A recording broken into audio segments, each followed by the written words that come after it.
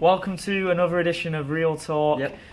Man, it's been a big few weeks of movies right now. Yeah, well, we've had a few good movies that have been released. Not really much news in the past couple weeks since we've last done the last episode, but we've been able to go to cinema, see a couple films. I've been able to see Widows. I've been also able to see Fantastic Beasts 2. Yep. Then you and I were able to catch Suspiria, which was quite an experience. It's an interesting film. I mean, should we talk about... I'll talk quickly about Widows, because it's not the newest release. You did see Widows. I saw Widows. Sorry, I'm trying to take all the credit right now. No, we did. Should we start on Widows first then? And now I'll go into Fantastic Beasts for maybe 1 or 2 minutes, give my review, and then we'll finish off with Suspiria. Because there isn't that much news this week. We're going to do an in-depth one on Suspiria though. Yeah? Yeah, sure. Alright, let's go on Widows then. What do you think of it?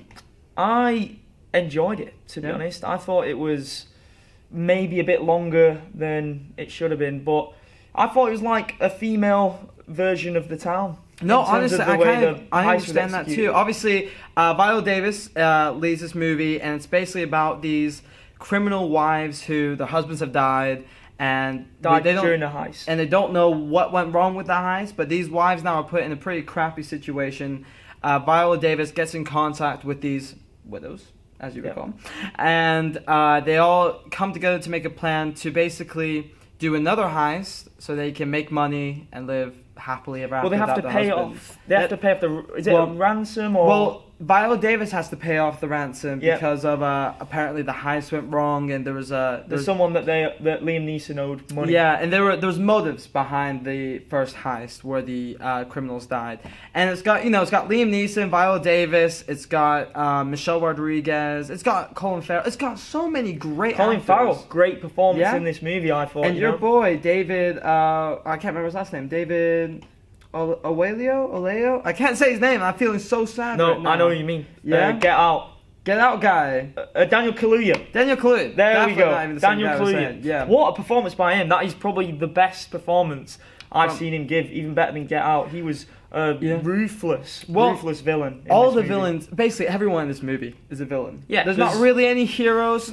Sometimes the people you think are heroes. Yeah, there's people that you sympathise with, and then you quickly discover that there is a real dark side. Yeah. But as with any movie, there are characters that are darker and more disturbed than others, and Daniel Kaluuya's character is definitely one of those. He has no problem taking the life of another man or woman, or making someone else's life a misery. He does that all the way through the movie. And Viola Davis is the strong lead of the film, and it's comfortable to call her the lead, even though in the stellar cast, there's so many big names. Colin Farrell at one point you can consider is one of the main actors, but they're all side actors. It's really Viola Davis's story. And what did you think about her performance, Damian? Because I didn't like her in the movie, to be honest. I think Viola Davis kind of has the same attitude in every movie she's been in so far, and even in How to Get Away with Murder, I think she pulls off that badass, that I'm in charge role very well. In this, I'm actually going to agree with you. I don't think it was her best role. I don't think it was her worst.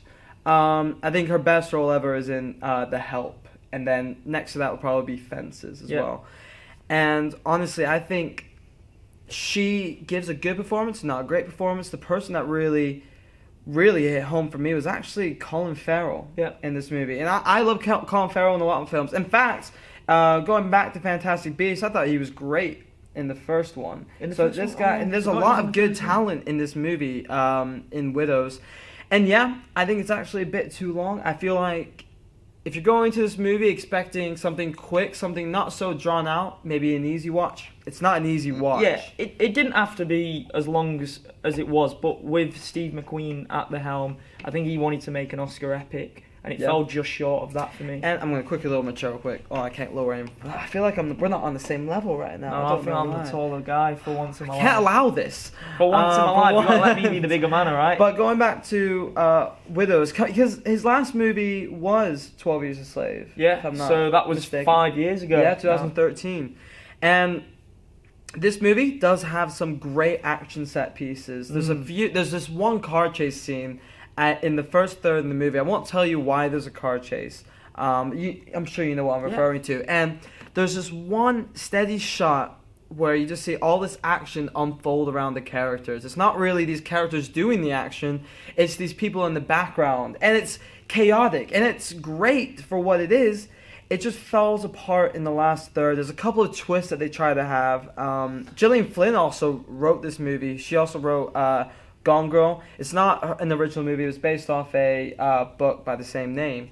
And Gillian Flynn, I felt, was able to show these females some proper respect and show the males also some proper respect where they can actually collide. So it's not really a Ocean's 13 instance where the women almost feel like they're kind of feminist. Yeah. If you know what I mean. So it felt like a realistic movie. It did. Especially, like I said before, with the heist sequences, ultra realistic. Reminded me of The Town, which is probably the last great heist movie from what I can recall. What do you think? The Town, I'd have to think about it for a while. There's not a lot of heist movies being made right now anyway. The issue is right now, we're going through like different phases of like genres. So right now, we're getting more of the classic war stories right now. We're getting more fantasy and obviously superhero movies. Mm-hmm. So we went through that high stage back when, Ben Affleck's The Town came around, Heat was around, and that was all. I can't think what other movies we've had that's been a heist since The Town. I don't know if I'm just forgetting right now. Might be forgetting, but I think the fact that we're forgetting says a lot. There's something that pops in my mind. Yeah. For sure. And I think it's worth checking out, definitely. What, though. Widows? Yeah. Well, yes. I actually think it's definitely in my top 10. It's in your top 10? It's in my top 10. Mine. It's in that lower part of my top 10. There's been so many good movies this year. So many. Steve McQueen's direction of this movie, I felt like he was able to establish these characters, establish these set pieces, and really try and draw out the best he could from the script he was given. So I won't blame him for maybe what is that last third that's just drawn out just a couple too many too long. Unnecessary twists and turns. Yeah, well, it's not even that they're unnecessary. It's more, if you're going to introduce this twist, give us a reason behind it that you can. I think it might have been for shock value. Well, that's all it seemed to be at the end. But overall, go out and see Widows. Viola Davis, I think, was pretty great. Michelle Rodriguez gives a very solid performance. Colin Farrell, like I said, appreciate him. Daniel Kaluuya is probably the standout actor in this 100%. Group. And if you're just looking for a good date movie or something like that, go watch that. I say it's good. Hey, definitely don't choose Suspiria as your date. Definitely don't choose Suspiria. But before we get into Suspiria, I'll quickly touch on Fantastic Beasts 2, which just came out this weekend. And coming into it, if you've seen Fantastic Beasts, it's a story it's taking place well before the Harry Potter era. We're following Newt Scamander, and we're in the 1940s, leading into the World War II. And the first Fantastic Beasts film, I liked, didn't love it. I thought it was a bit too convoluted in some areas. I thought it didn't really have that magic of the first Harry Potter. No pun intended. You do love a pun. I don't know what you're talking about. And so we lead into this movie with Grindelwald being captured like we saw at the end of the first film. And we're set upon an adventure after he mysteriously is able to escape custody. And I don't want to give away too much because I feel like they tried to really hide a summary of this film. Yeah, I've not seen it either. But even if I was to try and explain to you this movie, it is so convoluted and almost so hard to understand because, Jamal, this movie lasts 2.5 hours. Oh, wow. And we'll talk about another movie in a couple minutes that lasted 2.5 hours. But when you're sitting down for this long, you really need a cohesive, linear story where you're able to say, okay, this is what happened, and then this, and then this, and then this, and then this.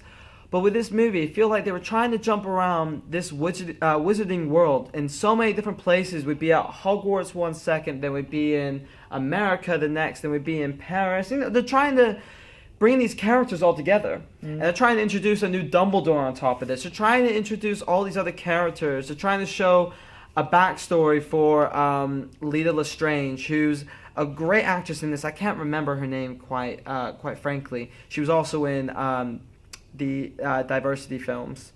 So did you get a Spider-Man 3 vibe from this? It's not even really Spider-Man 3. I felt it was more The Hobbit.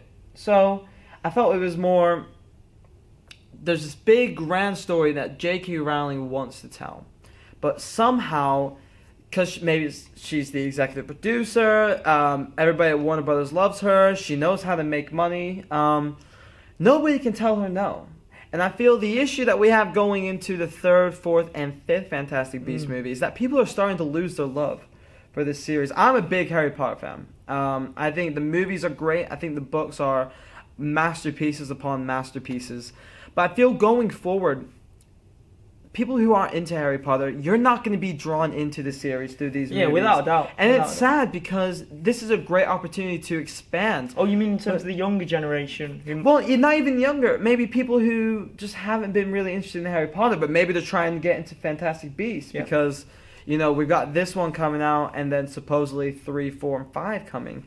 But we've got an issue right now where, just like the prequels with George Lucas, it's almost as if nobody could tell the person no. Because they're the creator behind it, and I feel because it's a cash cow too, man. Well, I mean, I won't even say that this was like Transformers bad. I'm not saying that. I'm kind of bashing it at the moment. There was positives for maybe about a third of the movie I was able to actually enjoy. But then for the rest of the movie, I'm trying to figure out what's happening. Trying to figure out why are we being introduced to this character when we were just introduced to this topic. It feels like right when J.K. Rowling's really trying to draw you into the story with the characters and obviously Grindelwald, and there's so many Easter eggs in this movie that it kind of distracts you, and it's overwhelming, honestly. And Jude Law, who comes into the series fresh, and he's Dumbledore, he's great, I think, in the role, but with all this that happens in the movie, it almost feels like overstuffed. It feels like when you leave, you kind of have a headache. Like, what did I just watch? You want to go to bed straight after. Yeah, 2.5 hours does do that to you as well. But I mean, there's a good. We look at Lord of the Rings. We look at the Two Towers, and we think to ourselves, "Hey, that's how you make the middle movie." Yeah. And this isn't the middle movie. It's only that's the how you make the film. first sequel. Yeah. And I probably would have had some leniency if this was the first movie introducing us to this world, but we already know some of these rules and all these things they've set up. There's no more establishing time. So I will say this, no matter what I just said right then, I would recommend to go see it if you're a Potter fan, because you might find some enjoyable things out of this movie. You'll love Dumbledore, you'll love Newt Scamander, because Eddie Redmayne's a fantastic actor. His chemistry with his brother in this film is also something that's really got to be appreciated. But if you're not a big Harry Potter fan, I can't really say this is the film that's going to turn you over. I mean, are you a big fan of the series? Yeah. I'm going watching it tomorrow. You're going to watch it tomorrow. Yeah. And although I am bashing it quite a lot, I think there is some things to take away. The music, the soundtrack by James Newton Howard is very reminiscent of the great scores we've heard from Alexandre Desplat from the last 2 Harry Potter films, and John Williams, of course.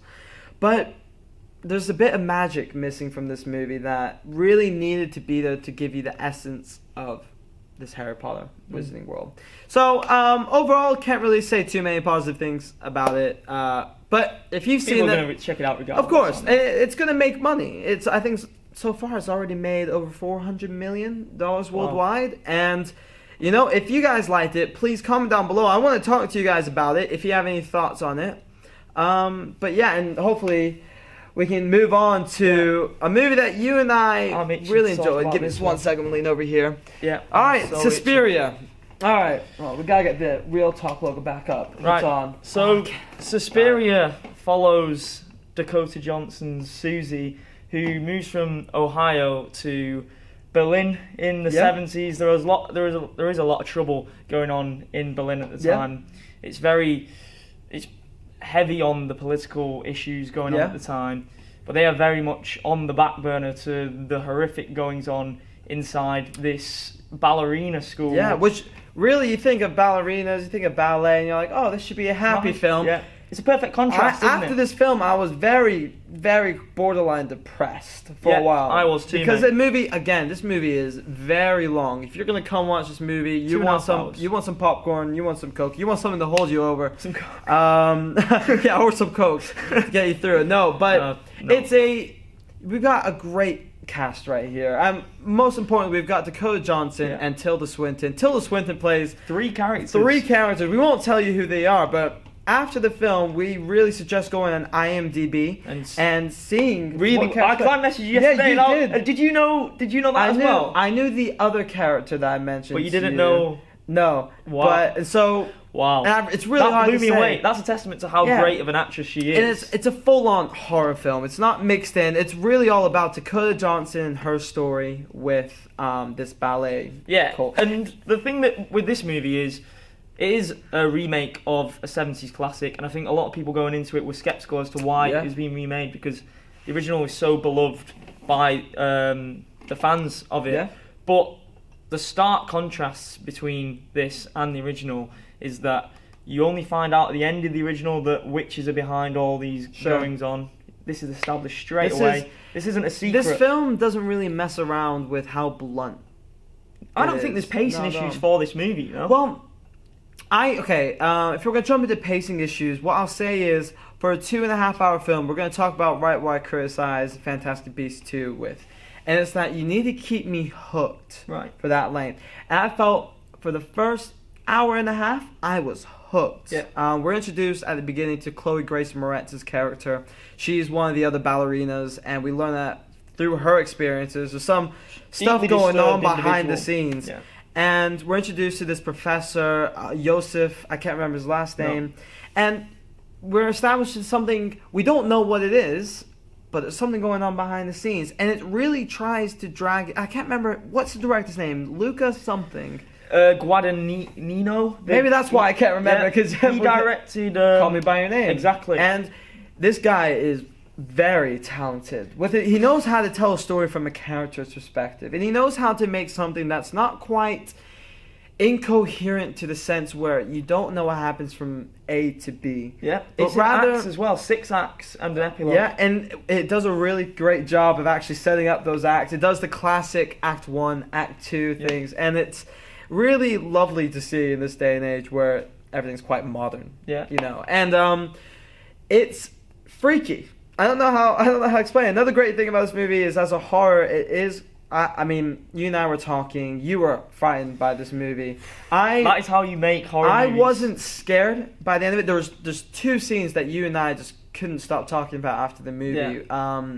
Where I literally turned to you during the movie and I said, I can't breathe. Yeah. Like, I was so scared. It actually took my breath away.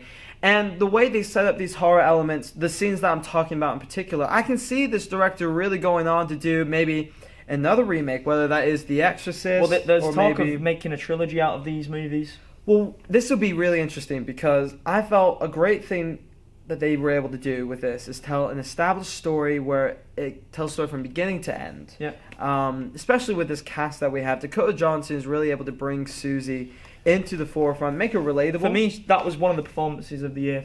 Dakota Johnson? 100%. Yeah. Really, really, really powerful performance. Yeah. And there's also other great moments in the film, too. We learn that there's other things going on with these other ballerinas, and that there's a special relationship that they have with Tilda Swinton's character and all these other, they call them madames. Yeah. In this establishment. And the act of dancing itself, there is a special relationship. There's a certain sense of spirituality amongst it. And it made me appreciate ballerinas more. And the way it was able to tell a story through dancing. And you could see the visual storytelling going on. And although I do feel like the last 30 minutes especially, I was bored. I'm going to be blunt here. I was bored. I wasn't interested. I felt like... this is where me and you had a clash of opinions. I felt there was a moment where they could have just ended it, and it's kind of like the afterburner. It made me kind of feel everything before the last 30 minutes didn't feel as good after sitting through the next. They tried to wrap up the story, because it is a horror epic. No, I completely agree with you there, actually, because... there was a perfect moment for it to end on, where it would have just... if it had ended on the moment that me and you agreed on the other day, that would have been one of the most powerful endings in the history of cinema for me. Sure. And I think if you guys are a horror fan, or if you're a fan really of cinema and you really just want to go see something interesting, this film will leave you thinking for days after. I mean, I've had 2 nights sleep filled with nightmares after it, and that's not a joke. And there's these dream cut scenes. We won't tell you what happens, but the way that this film is edited is tremendous. It's really well done. Again, this has to do with, I think, the horror element, where they're really trying to drive the suspension. And there might be nothing happening, but you might be looking out into the ocean, or you might be looking at a tree, and you just see these leaves moving around, and it just slowly zooms in. the music swells, and you don't know what it is. But everything's crafted so well together. Yeah, and although I'm not going to say this movie is perfect because I do have problems, I don't think it's that scary. Although those two scenes that I have mentioned are just frightening beyond all belief, I feel there's more of a suspense element rather than scare element. No, I agree. I agree with that. For me, that's what made it so great. It was that's what you found scary. Yeah, I've never felt so anxious and uneasy. When we were walking to the cinema, I was actually telling Damian about probably the two most uneasy films for me prior to that were Hereditary and Mother. Yeah. And I was telling you specifically about Mother on the way. Now this blows both of those out the way in terms of making you feel almost physically sick. Like stomach churning almost. It is really stomach churning. Not even in terms of like the gore, just in terms of the way characters interact with each other. And the colour palette. Tilda Swinton gives off a creepy vibe. You really can't explain it other than that. She really creeps me the hell out. This film really does a good job of the uncanny, like twisting what should be normal and something you see in the everyday and turning it into something scary, something that will make you feel uneasy. Exactly. And Tilda Swinton is really able to provoke that emotion of uneasiness just by facial expressions alone.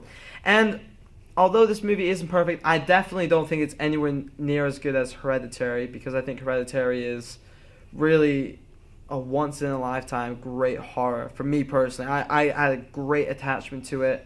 I'm not even sure if this is better than Halloween, but what a great year it's been for horror movies. The best in my living memory, I think. For horror movies? 100%. Yeah, it's been absolutely incredible. It's great, and bar The Nun, which we won't talk about. We won't even consider that being a horror movie because it's basically a comedy. I always try to sneak in The Nun. Yeah, you really hold a grudge against that. No, but we were looking forward to that massively. No, but then I think you watch a film like Suspiria or Hereditary or Halloween, you're reminded of what it should be. It really is. Like there's a quote in this movie from Tilda Swinton where she says, "It's not vanity, it's art." And I think that pretty much sums up it's this almost film. as if the filmmaker's turning around and talking to you. It's like directly. they're winking at the camera saying, we're breaking the fourth wall there. If you like this, stay with us. If you don't, walk out. And there has been a lot of walkouts in this movie. There was 6 in our screening.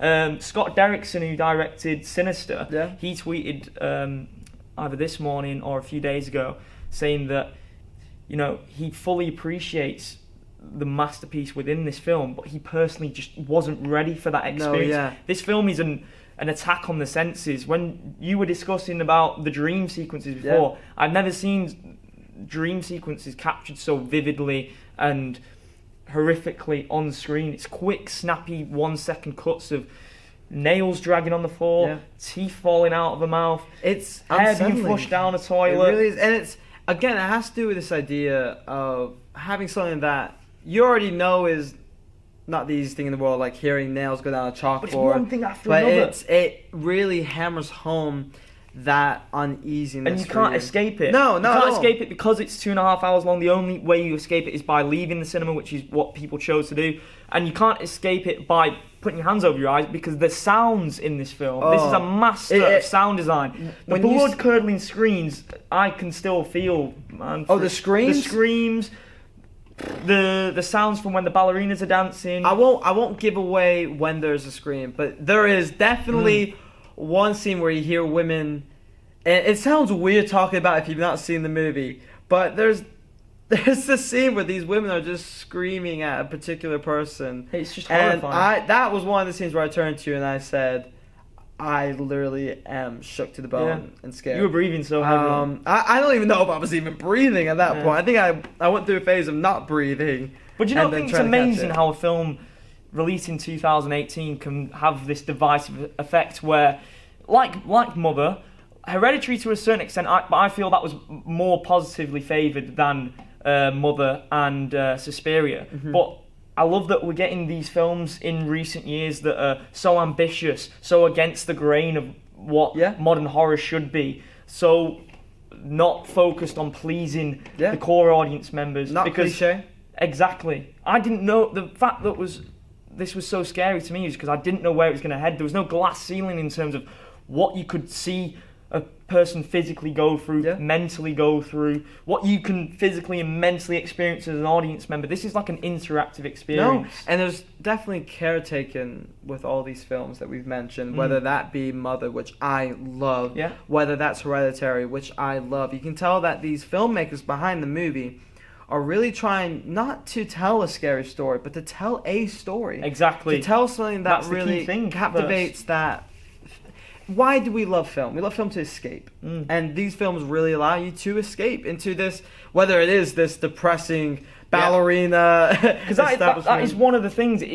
This film is a massive self plus and self negative in the fact that it is so well made, an incredible feat of filmmaking, but it is not an enjoyable experience. There's nothing actually enjoyable about this film other than looking at it through a filmmaker's eyes and looking at it at the impact it's had within the film community, in the idea that it's going to inspire loads of horror filmmakers. But we can't, as amazing as it is as a piece of filmmaking, it's an endurance tester. No, it is. And also, there's a lot of things that are left ambiguous in the movie. Don't go into this movie expecting to understand everything when you're left, because one of the problems I have with this movie is that sometimes it is very ambiguous and pretentiously ominous sometimes, that you're going from one scene to the next, still trying to figure out what just happened. I told you that after the movie. That was your problem, And then I was talking to you about, I'm still trying to figure out why this and this happened in the first 30 minutes. And that's why sometimes, and about 10 minutes later, I was kind of still focused on that one scene from earlier. You weren't able to get scared. Well, and this isn't that it wasn't linear storytelling. This isn't the same problem I'm talking about with Fantastic Beasts 2, where things happen in the incohesive sense that you really don't understand what happened. Whereas with this one, you're left more pondering. You're left questioning, why did this character do this? Is there a certain metaphor behind what we just saw? I think that was the purpose of the film. No. And I'm not saying that it wasn't the purpose. I think it was very it's just a matter intentional. of taste, isn't it? And it will, I think, for a certain percent of the people out there, it will turn you off, I think, of this movie. So that's one thing I'll say. But great horror, good movie. I recommend people to go out and see it. It's not the normal film you would go out to see. It's you won't a have heavy seen one. anything like it. It's a heavy hitter. Yeah. It's good though. Yeah. Massively recommend it. There we go. I've never seen a film that has turned me off so much, but I've been so appreciative of, which I love, because that is art at its finest for me. No, yeah. Well, I mean, that's all I have really to say on that. That's it, yeah. Now, I am actually going to go seeing Robin Hood tomorrow, so we'll have that review out next. Yeah. Hopefully there'll be something interesting happening in the movie news. We're going to be heading to a sci-fi festival a week. So, not this weekend, the weekend after. We'll be actually linking up with the stars from Stranger Things. Yeah. And Carl Weathers from... If any of you Stranger Things fans are there. And Carl Weathers from Rocky and Predator. And even, hopefully, we can meet up with Henry Thomas, who's Billy from E.T. Right. And so, exciting times. It's going to be awesome. And it's just going to be fun. Yeah. That's what we want. So we're going to bring that to you guys in the next few weeks.